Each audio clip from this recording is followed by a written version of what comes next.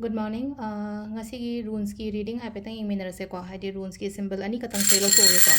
Sidagi symbol ani lawthoga haidi kari kaino lakke haibado adu haipet yengase ko. Guidance lakke haibado ko ahambagi symbol se leire ko M manbase.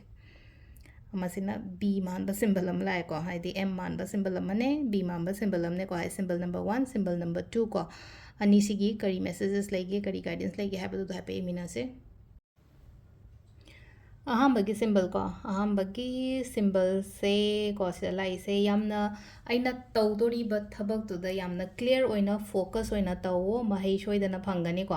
हादि पंगन थौना लेबा याम दरकार रोय को हादि पंगन थौना plus confidence ने हारासिने को थबक अमा तवो मतम दो को थमोय सेंगना तवो हाय तारे को आइगी ओइना आइना मी लोइना बदसु ओइरे को हादि आइगी पार्टनर लोइना बद ओइरो नत्रगा थबक तौमिनबा पार्टनर लोइना बद नि खंगदे अमा नि खंगदे को सुगुमा मयाम से हाय तारे को हादि आइनासु मंगोंदस लांदनबा हाइबगी आथ्रदि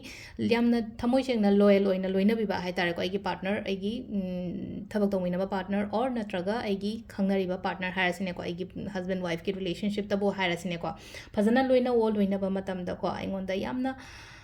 अफबा मूव अमा लाकनी को अफबा मूवमेंट अमा गरी अमा हाइतारे को लाइफ ता दुमाई लाकनी को थमोय सेंगना थबक तवो होनबा कल्लो आइना होनरिबा आइना तौरिबा सिगी मैम सिगी रिजल्ट रिवॉर्ड सोइदना लाकनी को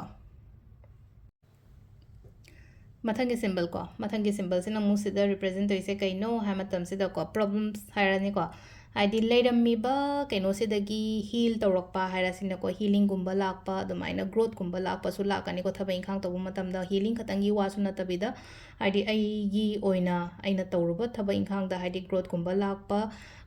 कंप्लीट गुंबा ओइबा थबक लोइशन बंगम दे काइना खलसे को ngasi se थबक इंखांग दो लोइशन बंगम बखोट दुमाइना गुंबा पीरी को अदुगा सिदा सिगी सिंबल से अखोइना हाइदि फर्टिलिटी गुंबा सु पी को हाइदि अखोइना के हाइनी फर्टिलिटी हाइबा याथ्रदि अंगांग करी क्रा सुम कइनो तौबो लेनो एक्सपेक्ट तौबो खोपा दुम बदसु अदु सि सिंबल से इवन हाइदि अखोइना येकपा फावबो याइ को बी मानबा से हाइदि बी मक्ति नाते को बी साइन तौरगा खितंग फैजै चिंगागा हाइदि लेनो को हाइदि सिगी मवोंग से दम सिगी सिंबल से अखोइना येगा थेलगा थमसु याइ को सुमाइ तौबो जाइन नुतिगी सुम सिंबल लौथोपसे